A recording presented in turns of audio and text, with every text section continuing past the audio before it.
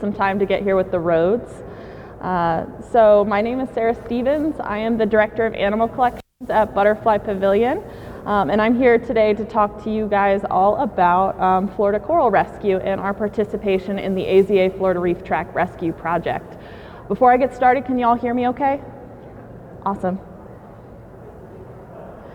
So first, as we go through this talk, I'm going to give an overview of the Florida Reef Tract, where it is, why it's so important, currently what the issues are with the Florida Reef Tract, and then how we are participating as a Colorado zoo in helping to support conservation efforts in the project, and then things I learned about these really cool and engaging coral and how I've kind of applied that to be a better aquarist for my Indo-Pacific corals. So first and foremost, we're looking at the Florida Reef Tract. Has anybody ever gone to the Florida Reef Tract or been able to scuba dive off the coast of Florida? A couple people. So this is a pretty incredible reef ecosystem. It's about 360 miles long. It goes from north of Miami all the way down to Dry Tortugas National Park. It's home to approximately 45 species of stony coral, so those reef building coral. It is the largest reef in the continental United States, and it's one of the largest reef systems in the world. So it is actually a really incredible reef system. We hear a lot about the Great Barrier Reef, but we actually have a pretty spectacular reef right in our backyard. In addition, it has been assessed for a value of about $8.5 billion. That's a combination of the resources it provides to Florida as a fishery and an ecosystem. It also is a really beneficial storm break for those hurricanes coming through. A lot of people don't realize that reef ecosystems are great at slowing hurricanes down and helping to dissipate that storm energy, so that can be really valuable for reducing storm damage. And also for the tourism. It's a huge tourist draw. The animals that live on the reefs are really important for drawing people to Florida, as well as the reefs themselves. So it's a really valuable ecosystem. And it's currently in a lot of danger. So stony coral tissue loss disease is a new disease that cropped up in about 2014. That was the first sighting of it and was first found by the Florida Fish and Wildlife Conservation Commission, FWC. This disease affects at least 22 reef building coral throughout the reef ecosystem, and has a mortality rate of anywhere from 66 to 100%, which is huge. So we said that there's approximately 45 species of reef building coral, and at least 22 of them are susceptible to this highly deadly disease. Not great, not what we'd like to see when we're in coral conservation. And right now, there's really no way to prevent the disease, and there is no cure for it. So in 2014, this popped up. FWC started keeping a really close eye on it. And they started to notice, at first, they thought it was something they had seen before. There's a lot of disease in the Caribbean that impact Caribbean corals. Elkhorn and staghorn in particular have been pummeled by disease. Pillar coral also have been pummeled by disease. But they really quickly realized that this was something else, that it moved fast. So from January 5th to February 1st, that was the amount of die-off on a mature coral. And so they really needed to figure out how to tackle this disease, because their normal tactics of trying to save coral wouldn't really work on the species that were impacted. So in 2014, this was the zone that stony coral tissue loss disease was reported in, and by 2019, that's how far it had spread. So not only was this coral really deadly, it also was spreading very fast, which again, things you don't like to see in a disease, fast and deadly. So in 2018, FWC had a meeting where they pulled together the coral rescue team. And this coral rescue team was a first of its kind approach to coral conservation. It was a multi-pronged approach, so it brought in a lot of different agencies, universities, zoos and aquariums all together, as well as local nonprofits, to put people where they could do their best work. So zoos and aquariums were brought on as part of the AZA Florida Reef Tract Rescue Project branch to work as a kind of gene bank for these coral, where healthy coral could be pulled out of the ocean ahead of the disease zone to be held in gene arcs, basically, just in case this disease pummeled the reef tract, and we needed those genetics to be able to reintroduce coral. Other institutions were working on trying to understand what the disease was. Was it bacterial? Was it viral? Was it some sort of parasite? Even though it cropped up in 2014, we still don't really know what it is or why it works the way it does or how it really functions. And that makes it really tough to figure out how to combat it.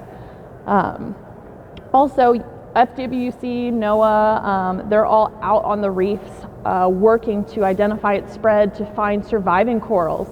So corals that were able to survive this disease, and try and figure out what's so special about them. Why were they able to survive this disease when so many other corals were wiped out? Stony coral tissue loss disease has knocked back some species of coral in the Florida Reef Tract up to 90%. So 90% of their abundance was completely lost for those unique species.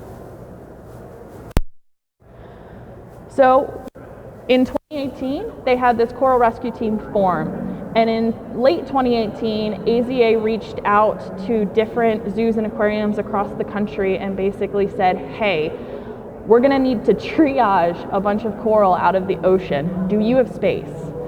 There was no funding for this. It was all on a volunteer effort, and zoos and aquariums across the country basically scrambled to find holding space, tanks, equipment to be able to set up biosecure systems for these corals so that we could take them. The goal was to get up to 5,000 genetically unique individuals out of the ocean before the disease ban spread. We got just over 2,000.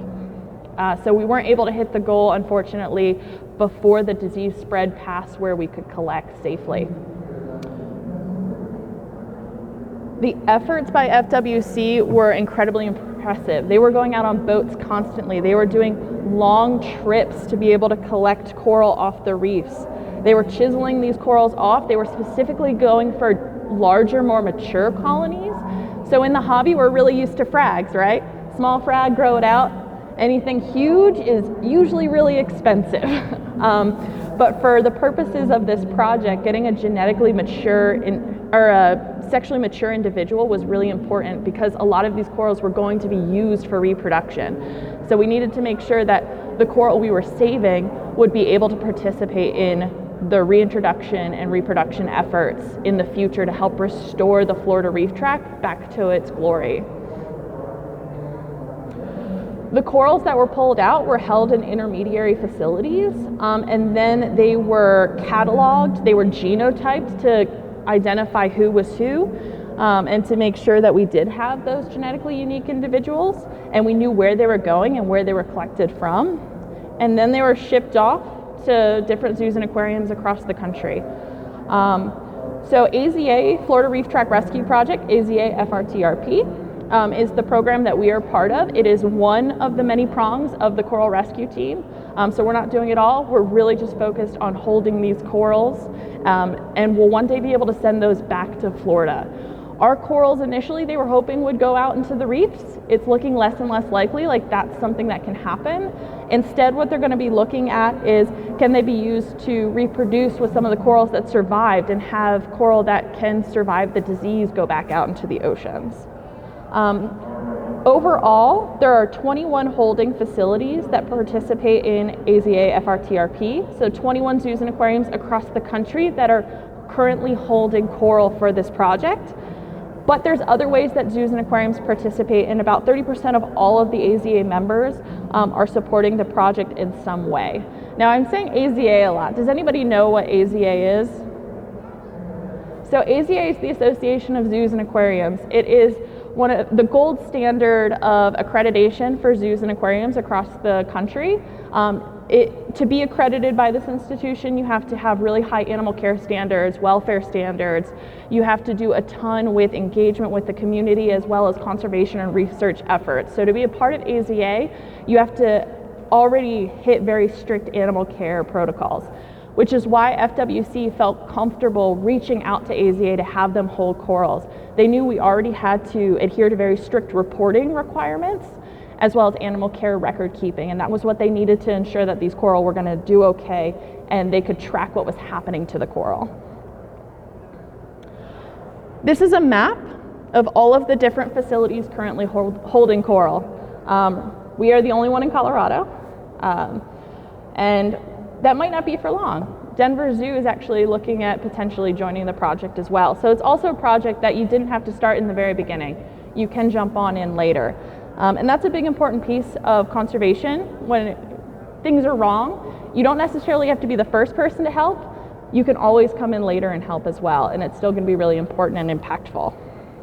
But you can see all of these different institutions across the country. These are all different institutions who volunteered their help. There was no money promised. It was, where do I have space for this? How can I make it work?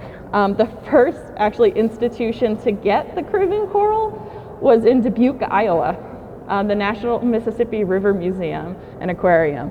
So it took all kinds to participate in this project. These are all the Florida Coral Reef government partners that help us participating in this project and ensuring that we're able to hold these coral. We have all the permitting to be able to hold these coral. And if you have time, there's a really cool coral dashboard. It's interactive, it's by FWC, and you can see what institutions are holding coral, what species they're holding, how many coral colonies are currently under care, and the size of those corals. Right now it's like 165,000 total centimeters of tissue area. That's actually a huge amount of coral tissue that's held at different facilities. And all those coral came from 188 different rescue sites. So what were the project goals for AFRTP? One was to help prevent the localized extinction along the Florida Reef Tract for the most vulnerable species. So by us being able to care for these coral all across the country, we're helping to prevent them from going extinct, because they can always be reintroduced back to the reef. To maintain as much genetic diversity as possible for over 20 priority species in preparation for restoration and possible future habitat disturbances. Having these coral allows us to have that gene bank so we can work on not only stony coral tissue loss disease, but if a hurricane runs through there and wipes out colonies, it gives us an opportunity to reset the reef if we need to, which is a huge kind of ace in the hole when you're not sure what's going on in an ecosystem, to be able to have that opportunity to still be able to reintroduce coral that came from that ecosystem back into it. And then finally, to raise awareness about stony coral tissue loss disease. So all of you are really helping us with that last goal. Making people aware of what's going on. This is a huge issue, and it's gotten very little national attention. So getting people interested and engaged and helping to support the efforts that are going into protecting these coral is really important, because this is a huge issue to a national treasure, and nobody's really talking about it. And the more people who are talking about it, the more awareness there is. The more awareness, the more funding can go into supporting these efforts. And funding is crucial and huge when it comes to conservation efforts. So how did a Butterfly Pavilion get involved with coral? I get that question a lot. So we are actually accredited by the Association of Zoos and Aquariums. A lot of people don't realize that. We are also the first standalone invertebrate zoo to be accredited. So we work exclusively with invertebrates. The majority of our collection does not have a backbone. The amount of vertebrates we have in our facility, I can count on two hands. Comparatively, we have over 10,000 invertebrates running around our facility.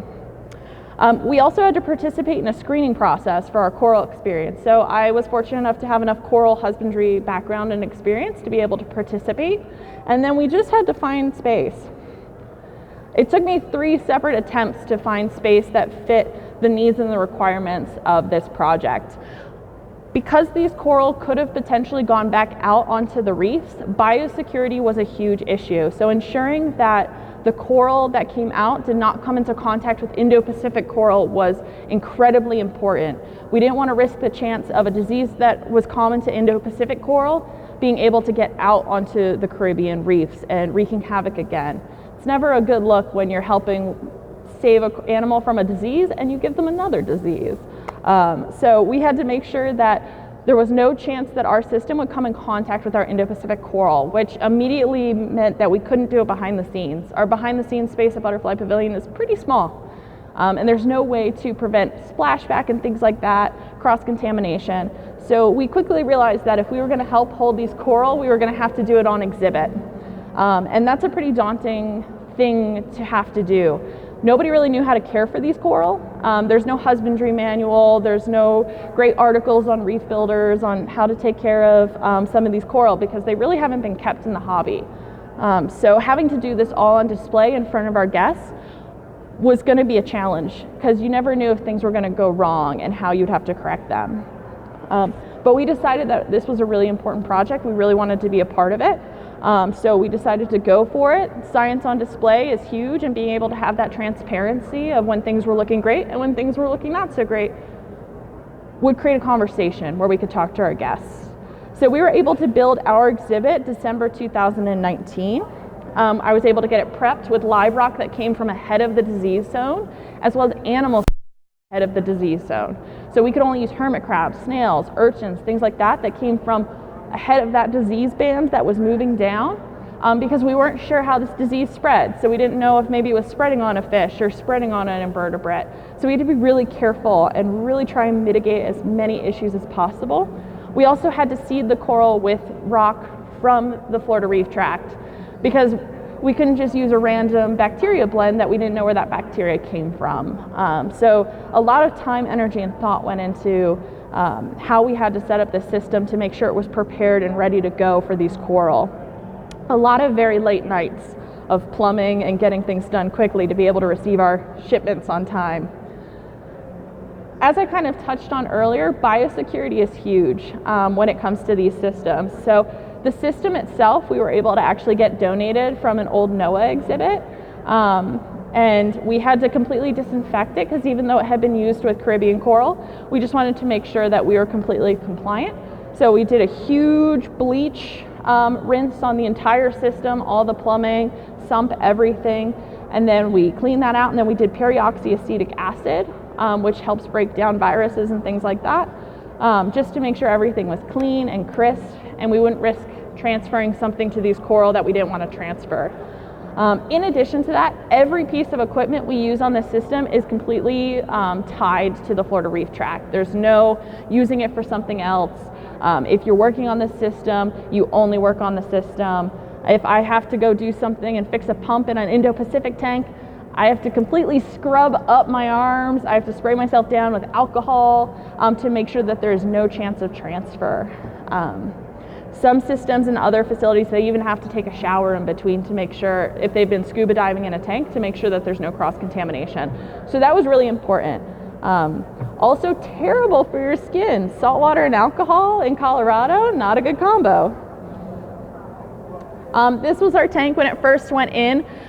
This was that kind of inherited NOAA tank. It was a 3-step tank. We had about 18 inches of depth.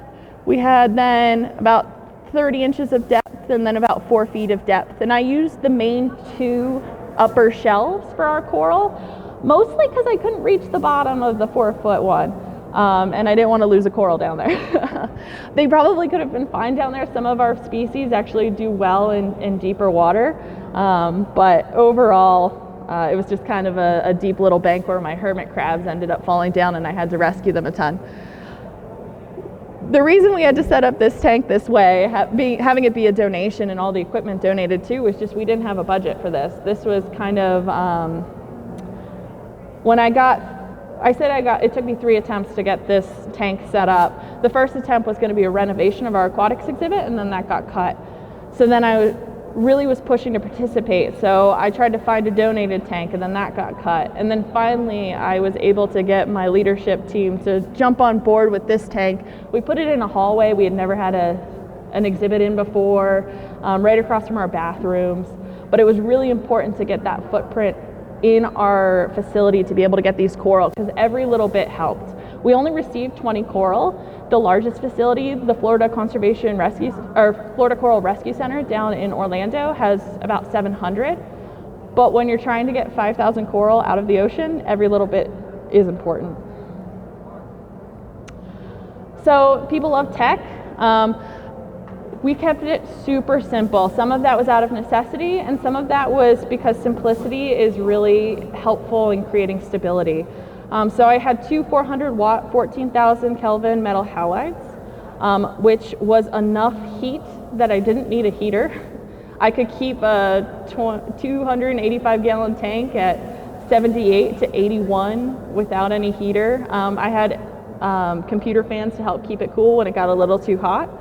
I had a protein skimmer. I had an overpowered inline return pump. I had a doser to help with supporting alkalinity buffer and kalkwasser.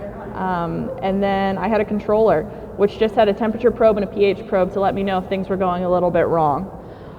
We kept it super simple, but I really like that we kept it simple and the coral still thrived, because it just shows that you don't need a ton of fancy equipment. You just need something that works for you.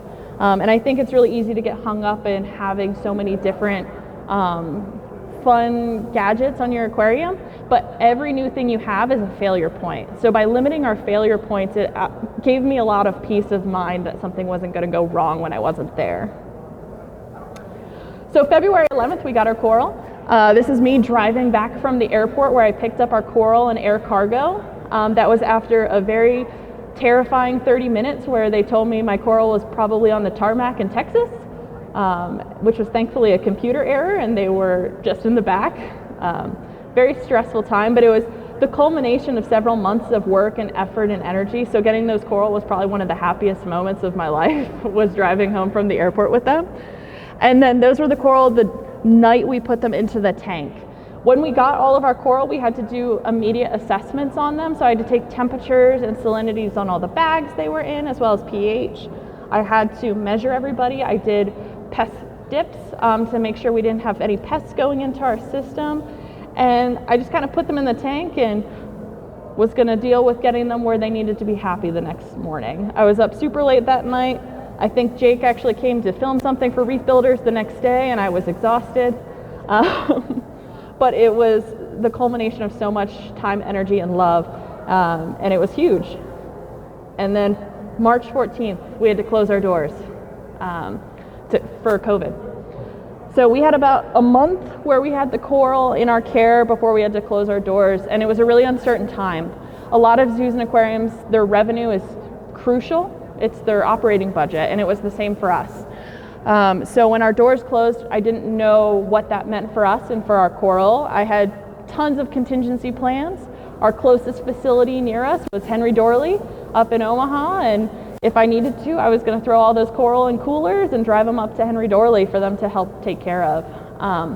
Fortunately, didn't have to do that. We were able to keep the coral, and I was able to use this time really well.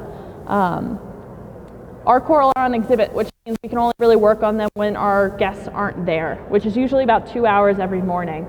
But because we were closed to the public, I had 8 hours a day. I could just baby the heck out of these coral, and I was able to do so. These were some of our coral when they arrived. They were brown and stressed. They had had a long journey. They were, like I said, they were being triaged. So they definitely weren't at their best. But after 3 months of just constant babying and attention, we were able to get them to a really awesome place. So the coral we have 10 species at Butterfly Pavilion. This is Mycetophilia alesiae. We have Mycetophilia lamarckiana, Montastria cavernosa, Musa angulosa, Madrasis aurantenra, Orbicella faviolata, Colpophilia natans, Diploria labyrinthiformes, Pseudodiploria strigosa, and then Eusimilia fastigiata. I could not tell you the common names for any of those. We've exclusively used the species names in our project. So we got these 10 amazing species of coral, and there's no husbandry manual on them. There's really no husbandry manual on Caribbean coral in general, particularly stonies. So we had to really figure their husbandry out on the fly. There were some zoos and aquariums who had already had them, so we'd been working already for months and participating in phone calls already to be able to figure out the coral's needs. And one of the reasons there is no husbandry manual is that the Florida Reef Tract and the Caribbean in general has been pretty embattled by disease since the 70s. So they've been fighting different issues that have made it really difficult to allow for collection of those coral. because they've lost so much diversity and cover across the years. It didn't really make sense for those agencies to allow for collection to occur. Since the 70s, you've had like an 80% loss of cover, and that came with a lot of government protections around these coral, which is why they really haven't ever showed up in the hobby. So we had to work together. We had weekly phone calls with all of the participating institutions. We had vets on the call. We had the government agencies, so NOAA and Florida Wildlife Conservation Commission on there. And it was an opportunity for us to talk to each other about what frustrations were you dealing with, what problems were you seeing, what successes were you having. If someone was like crushing it with one species, what were they doing to get to those results? We quickly learned there was a couple different species of coral that were just kind of dramatic and stressed out all the time, like Dichocynia, Stochesi, and Meandrina were two species that I was so thankful we didn't get, because I had already heard months of calls of people just not having a good time with these coral, keeping them alive, doing the best they could, but just they seemed like constant problem children. So I thanked my lucky stars I didn't get those. The 10 species we've got, actually, we've done really well with. There not only were weekly calls, but constant updates and emails. I would get an email every day of somebody posting a photo of something or asking a question, and it was a great opportunity and something I really recommend. Find your local group, find your reef community and your friends, and utilize it, because one person can only think of so many issues. Once you start crowdsourcing your coral care, you can really get to the root of a lot of issues that might have exceeded your own expertise. So being able to kind of take a step back, not let ego get involved, be willing to say when things aren't going quite the way you wanted them to, was a huge way we were able to make as many strides as we were in the coral care. We'd also do deep dives into the species' life history, and the life history of a species is kind of where it is in the natural world and what it does in the natural world. So having that life history is really crucial. If I have a species that's found at 75 meters, it's probably going to want lower light. Or if it's usually found on the edge of a shelf and gets lots of really high current, it's probably going to want more flow. Knowing the life history of a species can be really helpful when you're trying to identify its care. So even with your corals in home aquarium, I highly recommend looking at how they interact in the wild. It can be really helpful in figuring out the best places for them to be. A lot of things that we discovered also through this kind of care through collaboration was that these coral didn't quite act the way we expected them to. And I'll get into that in a little bit of what we kind of discovered and why they were actually quite different from Indo-Pacific coral. But when I'm going over how to care for an animal that I don't really know, a lot of the first steps is that life history and delving into that. And this can be really important who here has ever bought an animal and they didn't quite have a full grasp of its care? We've all been there. Sometimes your eyes are a little bit bigger than your knowledge base, and that's okay. It's not ideal, but you can usually make it work. Diving into the life history of that animal can be really helpful, of identifying its behavior, where it's from, what does it need, does it like really clear water, is it found in really turbid water with lots of stuff being kind of flipped up. All of these things can be really helpful in figuring out how to care for this coral. What's the environment like? What's its temperature ranges, salinity, things like that can all be crucial in how you care for this animal. But one of the biggest things you need to do is watch closely and record everything. Don't trust your memory. That's the one thing I've learned over time. Don't trust your memory. You're always going to remember it just a little bit wrong. So we would watch our coral daily. I would come in and I would do visual assessments on everybody. I would take photos, I would take videos. We would do measurements of our coral to see if I was just lying to myself or if they actually were growing. And we would track our water chemistry constantly and how our coral responded to that water chemistry. Did I change the alkalinity a little bit and all of my Montastria cavernosa just decided that they hated that? Being able to track that allowed me to really dial in these parameters for these animals and build out these kind of care standards that we take for granted with Indo-Pacific coral. So here's an example of this. This is our Eusmelia fastigiata. So the top left corner is when it arrived to us in February. You can see there's a little bit of damage from shipment, which is totally understandable. We're shipping big colonies of coral across the country. They'll move a little bit.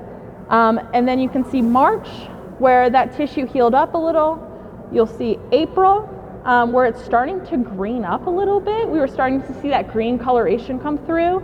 And I didn't have really blue lights on these coral. It was 14,000 Kelvin, so on the bluer spectrum, but it wasn't like I was putting actinic lights on these corals. So this was all happening in that whiter light range. And we did that specifically because initially there was the thought that they might one day go back into the ocean, and we didn't want to get them too used to blue light and then have to deal with the sun. So we tried to keep them on that whiter spectrum. And then by May, you can see that tissue has kind of plumped up a little bit. That green is becoming a lot more pronounced. It's almost getting purple tones to it. So you had a coral that started off as kind of brown and skinny and stressed, because I mean the wild is a wild place. And then by May, we were able to track and see its growth. But visually it all blurred together. So I wouldn't have necessarily realized how drastic of a change it was if I didn't have those photo records. So take photos of your tanks. It can be really helpful in trying to identify issues, specifically because coral is fairly nuanced. I mean, sometimes it's like really obvious a coral's not doing well, but a lot of times it's not. Sometimes it's very minute changes, and those minute changes can be really crucial in catching something early. So I said we had a lot of unexpected discoveries. One of the biggest was that these coral did not like high alkalinity. They really preferred to be at about 7 to 8 DKH, which was really unique. If you pushed into 9, they really started hating it and freaking out. And it wasn't necessarily they could get used to it thing. They really just did not like a high alkalinity. So we really got lucky in that regard. As our system, it was kind of tough to keep our alkalinity high. So we were able to maintain a pretty stable 7, and our coral did really well with that. We also found that these coral had an incredibly strong feeding response. They are hungry. They want food. And that's something I think we've moved away from in a lot of Indo-Pacific reefs, is trying to get those low nutrient systems. And these coral just loved to eat. So that was really important for their care. They were really resilient. I didn't expect them to be as resilient as they were. We had some damage to our coral when it first came in. Like I said, shipping is tough. It's hard on tiny frags. Imagine it on a coral this big. And usually that damage healed within the first couple months in our care. And then also, they seem to fluctuate seasonally, which doesn't make sense because our system doesn't have seasonal lighting or seasonal temps. But somehow all of the coral across the different facilities, we all seem to have similar problems at the same time. So something about these corals just tuned into the seasons. And you'll have them. I had a coral, a Pseudodiploria, that bleached randomly and then came back. And then a month later bleached again, and then fully came back. And I'm talking 100% bleaching, and came back strong, was eating, tissue looked fine except for being clear. So they're kind of dramatic, but they want to survive and they want to thrive, and I think that's really important.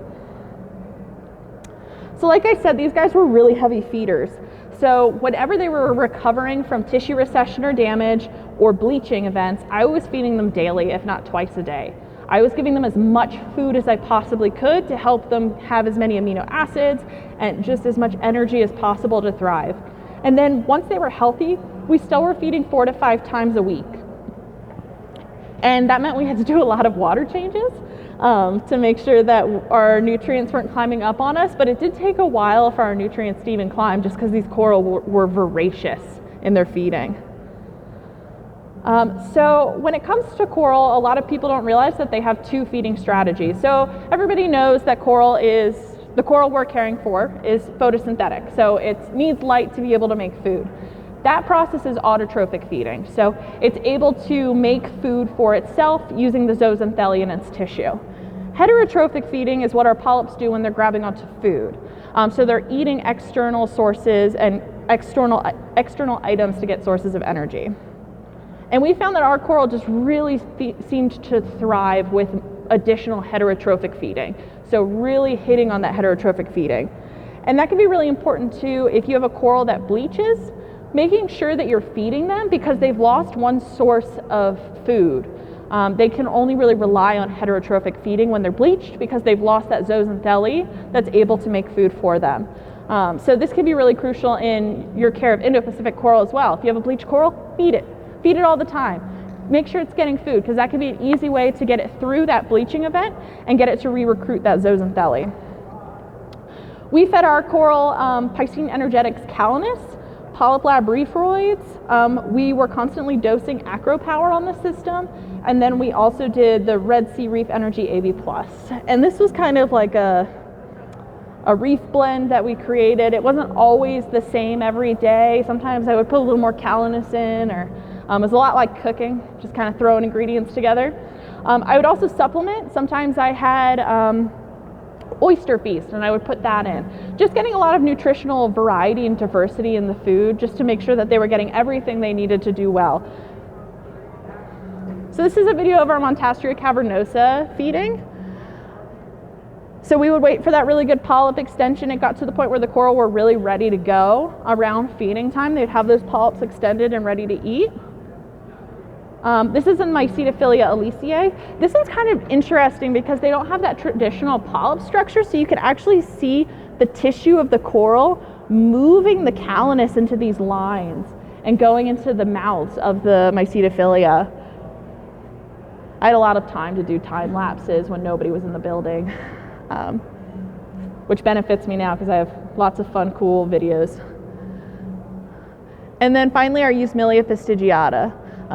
Which is admittedly probably one of my favorite coral, mostly because when this coral came in, it was in really sad shape, and I babied it so much. I initially, when it came in, couldn't get a single feeding response from it.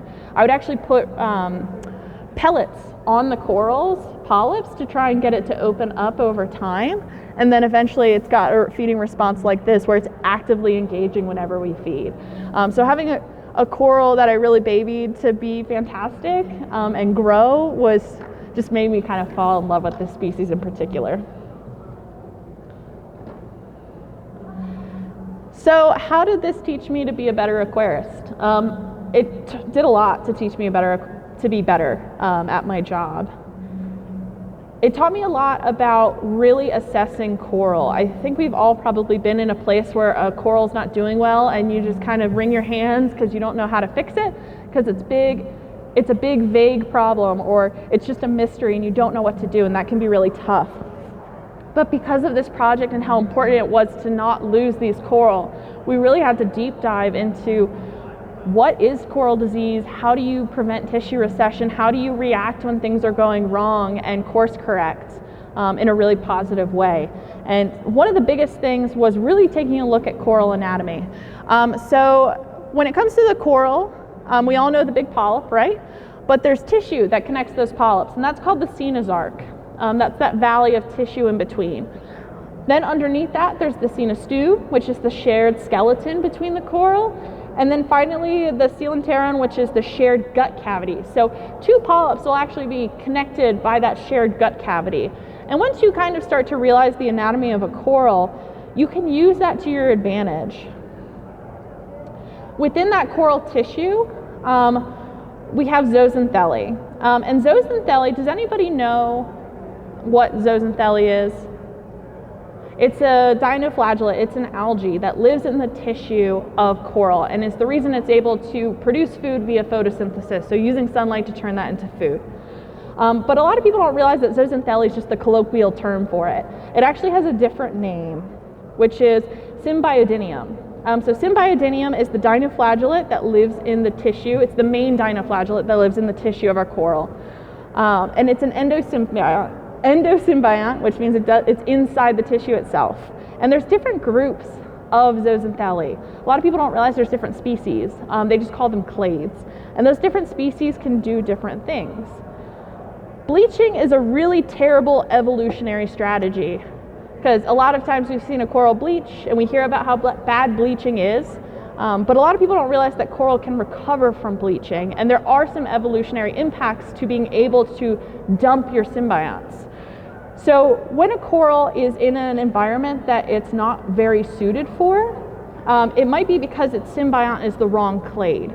So say a coral has a majority of zooxanthellae that is really good at nutrient uptake. It can turn nutrients into food really well. But the water around it's getting really warm. That nutrient uptake is now not the most important thing. So it might dump those symbionts, re-recruit for a clade of symbionts that is more heat tolerant.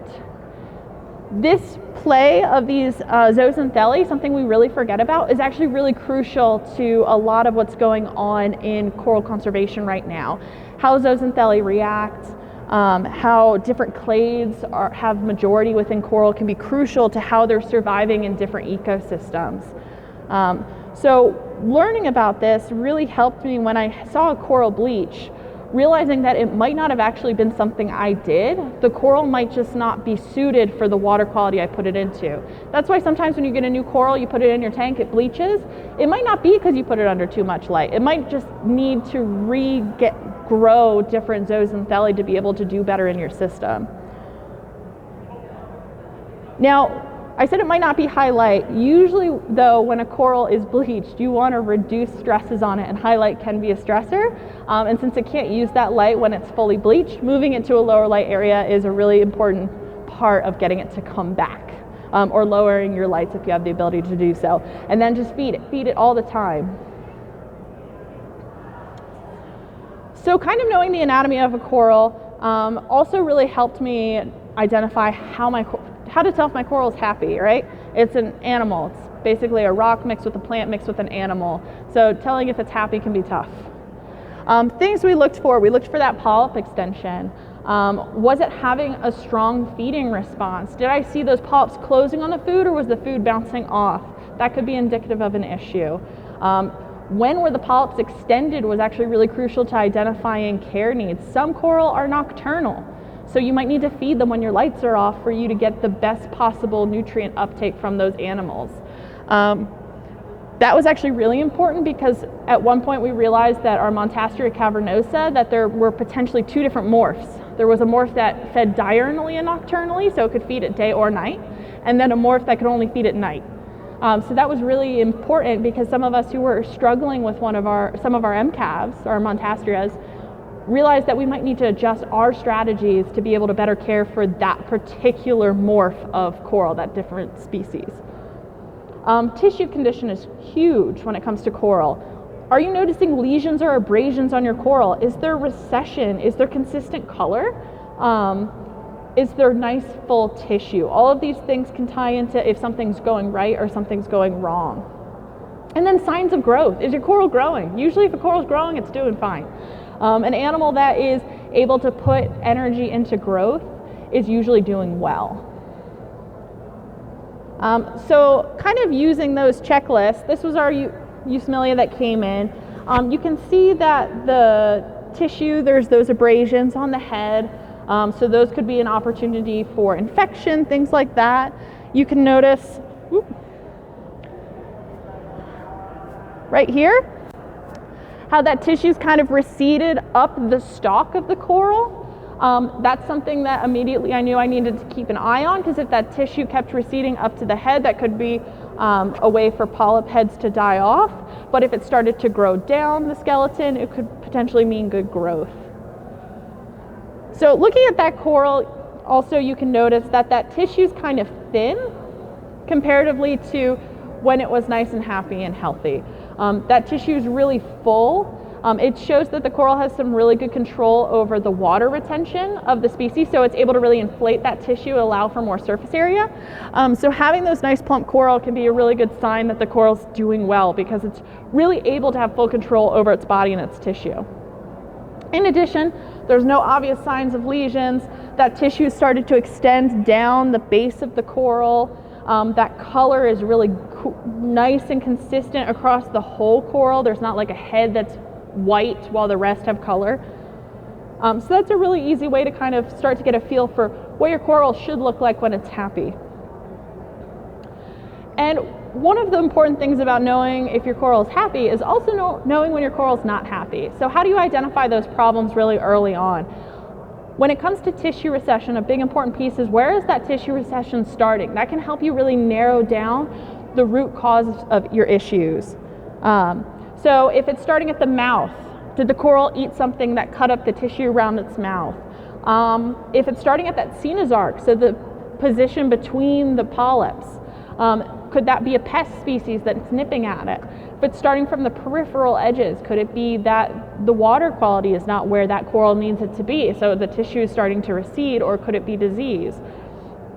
Also, is it fast recession or slow recession? Is it that rapid tissue necrosis, or is it slow?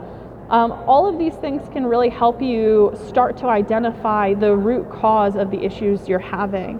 And then finally, is it regular recession? So is it one solid line, or is it kind of like randomly popping up all over the place? Like I said, with this project, there was a lot of having to let go of ego and not wanting to talk about problems as they were occurring. So in the spirit of that, I brought a coral of ours that didn't do well. This coral came to us. It came actually from a system that they realized disease had cropped up in after it got shipped, which happens. This disease is pretty insidious. It's really hard to catch it early. So when we first got it, we actually initially had to quarantine it completely. And you can see on here how it looks like that tissue kind of pulled apart. And that's in that cenosarc, so it's that space between polyps. So this can be a sign that either there was a pest species nipping at it or it's disease. And that really helped us when we were looking at treatment methods. So we first did a quick treatment with Revive to help deal with pests, to just knock those out instantly if we saw them. We also cleaned the coral really thoroughly to get any pests off of it. We also did iodine dips to help reduce the risk of additional bacterial infection.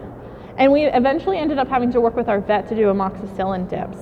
But you can really see with this how it's a unique type of recession that we're not really used to seeing. It's that tissue kind of pulling apart. This tissue on this coral looks very thin. All of these were kind of indicative that this coral was diseased. And those can be crucial pinpoints. So this was pretty early for this coral. And even though we caught this really early, we were able to treat really early, we still lost it. It had the disease, we weren't able to stop it. In the wild, like I said, these guys can have 100% mortality rate with the disease. So this was Outplant MCAV4. I still remember its ID tag. I lost it within the first month of having it. And it sticks with you, because this is a really important project, and I felt like I had done something really wrong. Even though the other coral were thriving in our care, it still hurt to lose one. And I think that's really important to know, that it happens even to everyone. Everybody loses a coral that they didn't want to lose. Everyone loses an animal that they didn't want to lose. And as long as you keep trying and you keep improving, that's all you can do to be better. So a lot went into the care of these coral. We were weekly going through, we were removing pests. Some of my favorite tools for keeping my coral clean are dental tools. Coral skeletons are a lot like teeth. So being able to brush them with toothbrushes or dental picks, you can get them really cheap off Amazon. Can be really nice for scraping algae off, scraping aphtasia off, getting in there and getting pest species out. Keeping the bases of your coral really nice and clean can be crucial to keeping them happy and healthy, and helping to reduce the different factors that are going in to harm the coral. So if I know I'm really regimented in keeping my coral clean, then that's probably one thing that's not the problem if I'm trying to identify the root cause of something. We also did a lot of dips. We do a lot of preventative dips, and if we notice any recession whatsoever, we'll usually do an iodine dip on our coral. They're not attached to anything, which is really nice. It lets me have a lot of flexibility in treatment. So it might not be something that you can do in your home aquarium if it's attached to rock, but if your coral's not attached to something, iodine dips can be really helpful in helping to stave off that secondary bacterial infection. We also did a lot of management of algae. So a lot of people don't realize that there are algae that can colonize coral skeleton. It's called endolithic algae. It can get into the coral skeleton itself and then move under the tissue.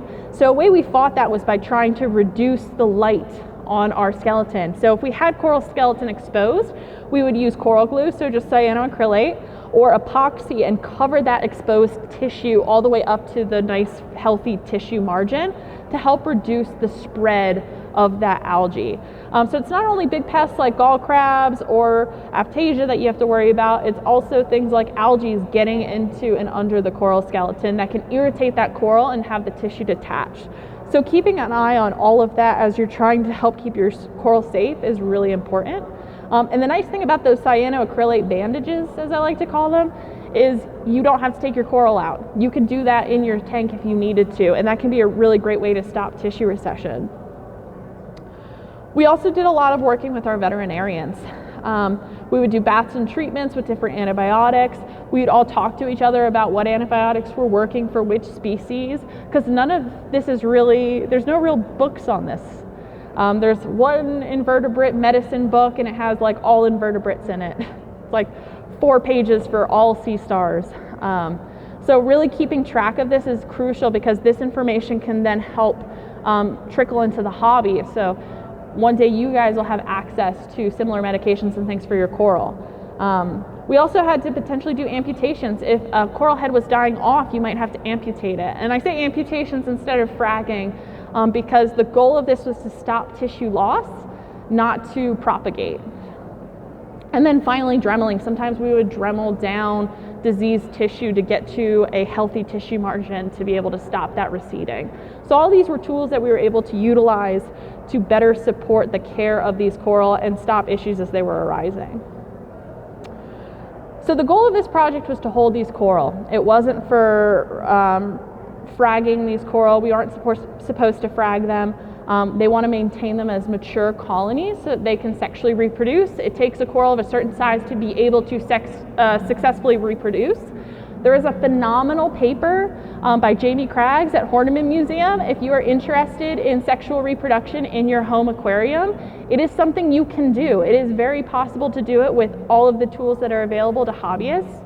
I highly recommend it. It's a really cool opportunity to see some unique things in your system that you couldn't have even dreamed of a decade ago. So I highly recommend it. We did get some asexual reproduction of our coral though. These coral have what are called gemma. So they'll get these kind of bundles of tissue that grow on the coral, and they almost look like they're dripping off, and they'll get a little bit of skeleton, and then what we could do is that would fall off, and we could just glue that little bit of skeleton onto a tile. This is an Orbicella faviolata gemma that we had. It started off as 2 polyps. It is now about 10 or 11 polyps. And that gemma fell off in June. And it's been doing well. It's encrusting on its tile. We were able to actually add another coral to our collection, even though it's an itty bitty coral. So that was really cool to be able to have asexual reproduction in our system in a way that we aren't really used to seeing it with Indo-Pacifics. A lot of these coral, as they grow, different facilities are going to be working on sexual reproduction. It's something we might try at our facility, but there's other larger facilities that have more coral, so what most likely will happen is we'll send some of our bigger colonies to them. Or we could potentially get some of their baby colonies as those coral reproduce and settle. Reproduction is really important when it comes to the efforts of this project and reintroduction. It has kind of come to the attention of the program that there's a really good chance the coral that we're holding, it doesn't make sense to outplant them. They've never come in contact with this disease, and this disease is still prevalent throughout the Florida Reef Tract.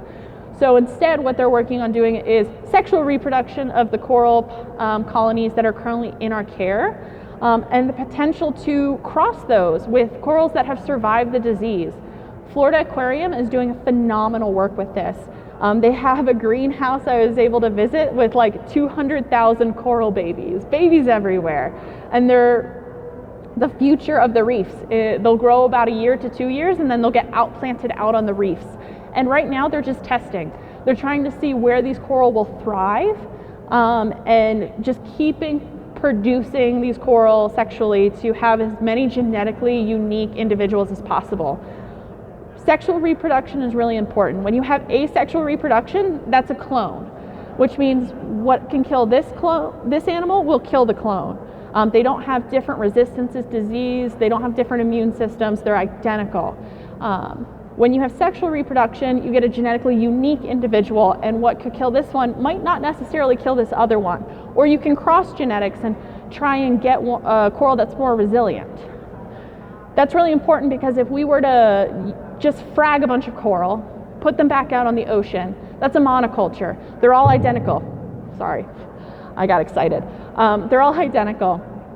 And a new disease comes in and it wipes out the entire reef because you have all identical coral. You need that genetic diversity when it comes to conservation for them to survive. So for these coral to have any chance of survival, this sexual reproduction is crucial. So that work is really exciting. It's really taking off. New facilities are jumping online to help support that as well.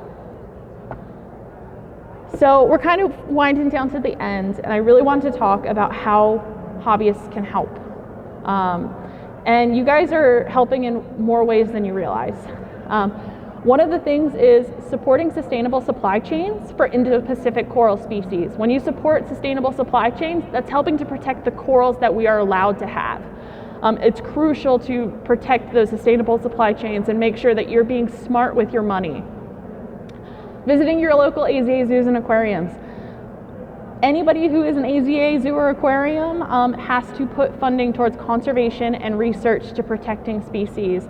So by going to visit these facilities, the ones that have these coral, like Butterfly Pavilion, you're helping to support our work and our care that goes into those animals, but any AZA facility is supporting conservation efforts and helping to pay into those conservation efforts. So visiting them is crucial in helping to support conservation. You can support local initiatives to reduce water pollution runoff. Helping to reduce the stressors on the environment can help those coral fight back to the disease. When you're fighting, when you're super, super stressed out, that's when you're most likely to get sick. We've all been there, right? You've stayed up late all week, and the moment you take a nap, you get super sick. Animals in the wild are the same way. The more stressed out they are, the more prone they are to disease. And the Florida Reef Tract has been embattled by stress, which makes it really prone to disease. So helping to reduce that by encouraging water conservation and just initiatives to help protect the runoff. All water leads to the ocean, including ours here in Colorado. So be smart about what you do and help to support that locally. And then keep pushing for better equipment in the hobby to care for your own corals, because we're able to use that same equipment. Even FCRC down in Orlando is using Apex controllers and protein skimmers that are available to you guys. We're working on a level where the equipment you can purchase is the same equipment we're using. And because you've been so proactive in wanting better and better equipment and driving these companies to make better and better equipment, we're able to do significantly more now for coral conservation than we've ever been able to do previously. So keep doing that. That's super important. Any questions? Yes.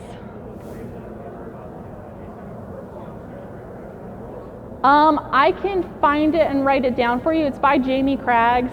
He actually talked here at Reef Stock like 5 years ago. I think it was my first Reef Stock. If you want to touch base with me after, I can give you my card and I can email it to you. Does anybody else have it? Oh, yep.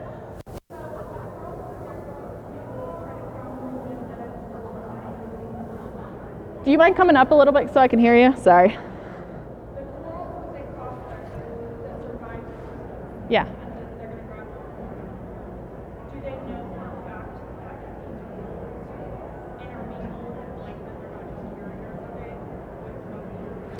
No, they don't know. There's a lot. So her question was, do they know that the coral that have survived the disease won't give that disease to the coral who have never seen it? And the answer is no. There's a lot of unknowns.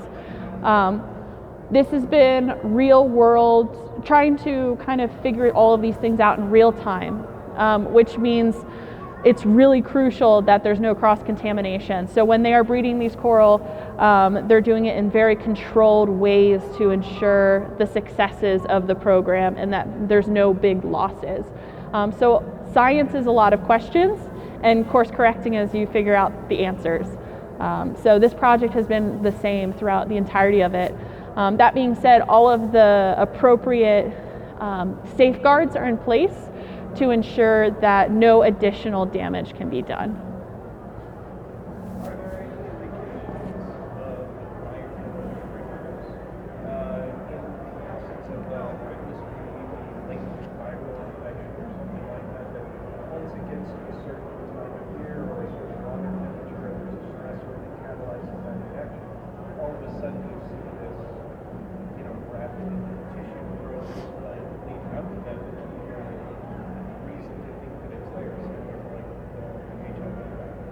Got it.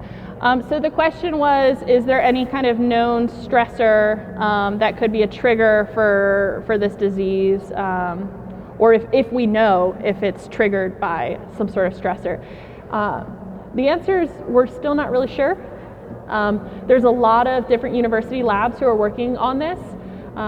We get periodic updates if they're kind of finding an area where there might be some forward momentum of them figuring out what's going on. The most current thought process, which is still very, very preliminary, is that it might actually not be the coral that is having issues, but the zooxanthellae, the symbionts within the coral tissue having issues. So they're still not really sure. When it comes to histopathology on coral tissue, you can't just like get a polyp and do a cross section of tissue because they're also interconnected, right? I showed you that image where we talked about how they share a skeleton, they share tissue, they share a gastrointestinal system. So it's really hard to like cut the tissue to be able to do good histopathology on them. It takes a lot of effort, and most of the time the tissue's not in good enough condition to be able to really figure out what's going on. So it's still trying to figure it out. But yeah, have multiple universities, much smarter people than myself, are working on that part. I'm the coral jockey. How long do you plan on caring for corals at the butterfly facility? Yeah, so that's a great question. So how long do we plan on caring for these corals? So initially when we signed on, we agreed to 3 years because they weren't really sure what was going on with the coral, how much effort this was going to take, if they could stop it or not. We are in year 2 of our 3-year commitment, and we've already decided as an institution that we'll keep these coral in perpetuity until they need to go to their final home. So we're happy to be a part of this program. It's a really important project. It's something near and dear to our hearts as an invertebrate conservation project. And we're in a very unique position that we are able to dedicate a lot of time to raising awareness around this. So being able to come to places like Reefs and talk about it, to help participate in providing educational programs around it and having our coral available to the general public to see. We're one of only a handful of institutions where you can actually see the coral.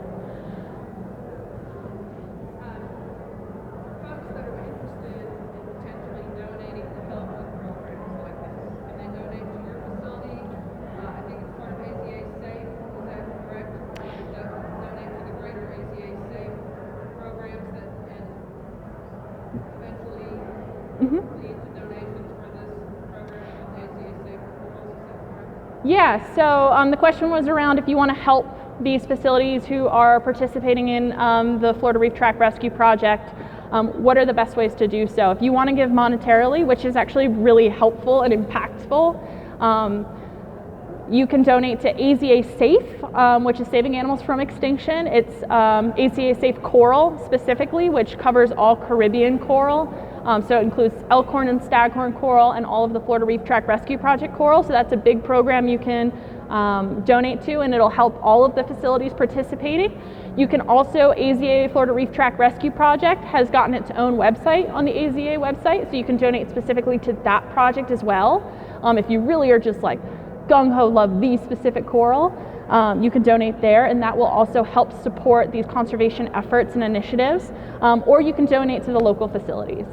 So Butterfly Pavilion, we are putting in all the staff care and time. We're not getting that money back. So you can also support individual institutions as well.